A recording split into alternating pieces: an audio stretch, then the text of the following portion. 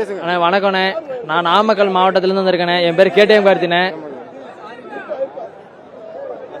வணக்கம்ண்ணே. என் பேர் கேடிஎம் கார்த்தினே. நான் நாமக்கல் மாவட்டத்திலேருந்து வந்திருக்கேண்ணே.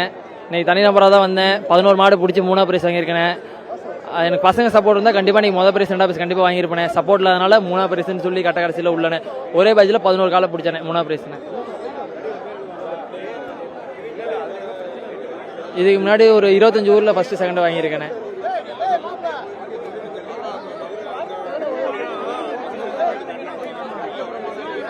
ஆனால் நான் உண்மையாக சொல்ல போனால் ஃபஸ்ட் எடுக்கணும் தான் நீங்கள் ட்ரை பண்ணி வந்தேன். ஃபைனல் யார் சப்போர்ட் நம்ம சின்ன பசங்களை வச்சு தான் நான் எப்பயும் கொண்டு வரேன்.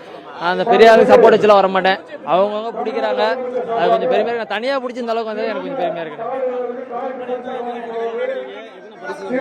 ஆனால் இதுக்கு முன்னாடி 25 ஊரில் ஃபஸ்ட் வாங்கியிருக்கேன். பைக்கு, நிலம், செயின் எல்லாம் வாங்கியிருக்கேன். ஆனால் இந்த ஊரில் ஃபஸ்ட்டு வாங்கினா தானே வந்தேன் ஆசையாக. கட்ட விடாதனால செகண்டுண்ணே. அதெல்லாம் கொஞ்சம் வருத்தமாக தானே இருக்கு. தேர்டுண்ணே. ஆனால் போன வருஷம் வந்து 4 மாடு பிடிச்சேனே. அதுக்கப்புறம் கிளம்பிட்டேனே கொஞ்சம் இதனால கிளம்பிட்டேன்.